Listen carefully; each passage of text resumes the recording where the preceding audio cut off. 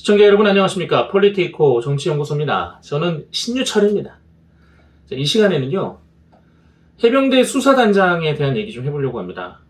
지금 본인이 압박을 받았고 이 수사 결과에 대한 축소, 은폐 이런 시도가 있어서 본인은 지금 국방부의 지침을 받을 수가 없다, 이렇게 지금 일탈 행동을 하고 있습니다. 이걸 좀 구분해야 되는 게, 이 군대의 문제, 이 박정훈 해병대 수사단장과 윤석열 대통령을 엮으려는 정치적인 움직임들이 보여요. 특히나 민주당에서 이제 그런 식의 프레임을 갖고 오려고 하는 것 같은데, 제가 보기에는 이거는 윤석열 대통령과 묶을 문제가 아닙니다. 이거는 단순히 수사를 실제로 진행했던 그 해병대 최상병에 관련된 수사를 지휘했던 사람과 전반적인 군 운용에 대해서 책임져야 하는 그 조직의 장의 갈등인 겁니다. 해병대 수사단장의 입장으로는 애초에 지휘 단계부터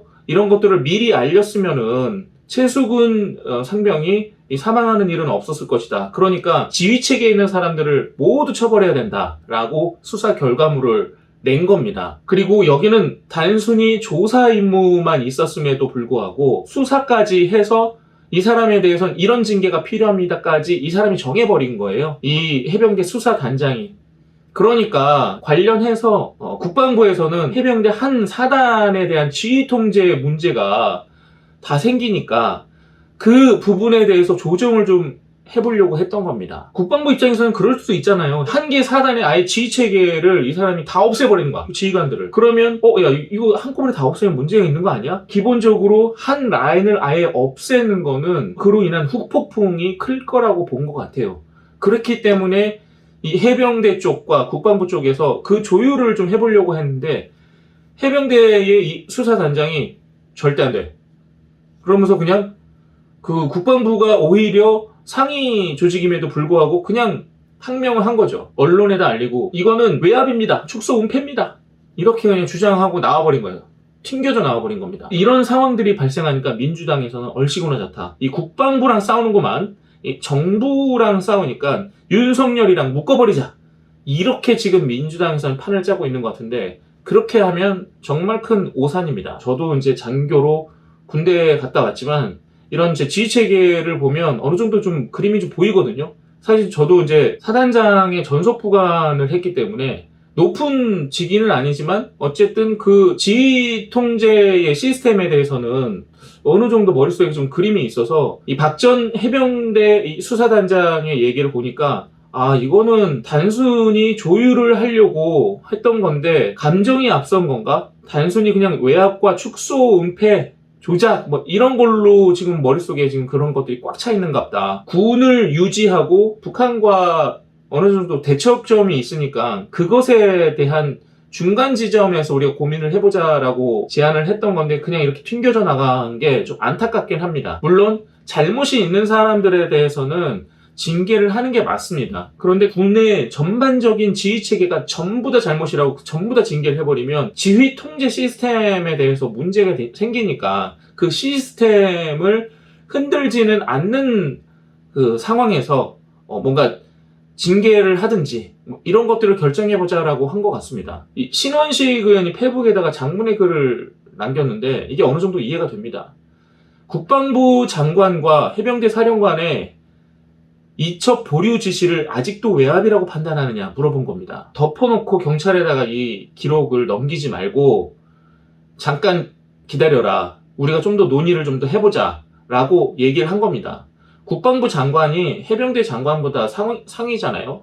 당연히 이렇게 얘기할 수 있습니다. 국방부 장관은 사실 이쪽 국방 계열에서는 최고 지휘자이자 또 감독관, 감독자 이렇게 볼 수 있는데, 국방부 장관의 지시를 따르지 않은 거죠. 자기가 생각한 것만 옳은 거지. 그러니까 다른 사람이 얘기했을 때 야, 저거는 안 돼, 받아들일 수 없어. 잘 생각해보면 이게 항명입니다. 이 의원이 또 한 가지를 얘기하는 게, 사단장과 그 예하 8명의 지휘관, 간부 이거를 거의 일망타진하듯이 업무상 과실치사 혐의를 적용하는 게 적절하냐 묻는 겁니다. 이게 지금 가장 저랑 같은 생각이에요. 이게 시스템을 무너뜨리면 안 되는데 어느 정도 이 체계에 대해서 그냥 싹 다 바꾸는 것보다 좀 더 이 지금 사단의 현실에 대해서 조율을 할 필요가 있는데, 여기는 박정훈 전 수사단장은 싹 다 문제가 있다고 그냥 갈아치워야 된다고 얘기를 한 겁니다. 이 사람도 이렇게 판단한 거예요. 국방부 장관이 이걸 무조건 수용하겠다면 오히려 그게 이상한 지휘 감독권 행사다. 사고가 발생한 현장에 존재하지 않았던 1사단장의 과실 책임을 물으려면 그가 보고 등을 통해서 현장의 위험을 방지할 조치가 필요한 상황임을 알고도 방치한 사실이 입증돼야 한다. 그리고 일부 언론은 사단장 현장 방문 시 경례 태도와 복장을 지적하여 부담을 느낀 예하 지휘관들이 수색을 강화하는 바람에 사망사고가 발생했다, 이렇게 보도를 했는데, 과실을 아무리 넓게 해석해도 태도와 복장에 대한 지적이 어떻게 이번 익사사고 원인으로 둔갑할 수 있느냐. 태도와 복장에 대한 지적이 익사사고와 직접적인 연관성을 찾아야 되는데 그렇지 못했다는 겁니다. 그리고 또 이런 얘기도 해요. 장관과 그 군 지휘관들은 장병을 위험으로부터 보호할 의무도 있으나 장병들이 과도한 수사와 처벌을 받는 상황을 막을 의무도 있다는 거 모르고 있는가 물어봅니다. 이번에 국방부 장관은 이런 측면에서 보완 혹은 재검토를 위한 이첩 보류 지시를 한 거다. 너도 그거 알고 있지 않느냐라고 얘기를 합니다.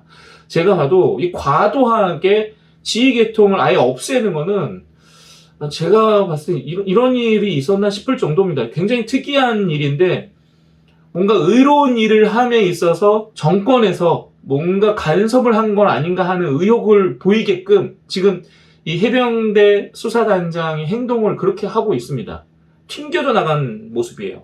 안타깝고, 이거를 대통령이랑 자꾸 연관 지으려는 민주당이 저는 문제라고 생각하고, 군에서는 당연히 내 부하가 죽었기 때문에 꼭지가 돌 수도 있고 감정이 섞일 수 있습니다.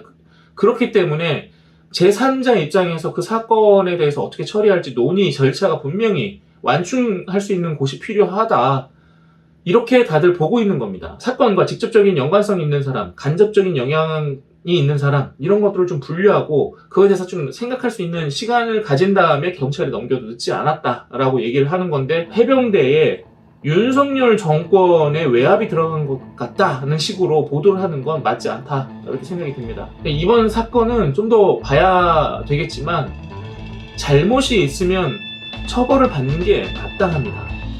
하지만 지금 북한과 대치 중인, 그것도 가장 일선에 나가 있는 최전방부대의 지휘 계통을 한 방에 없애버리는 것은 조금 문제가 있다, 이렇게 보여집니다.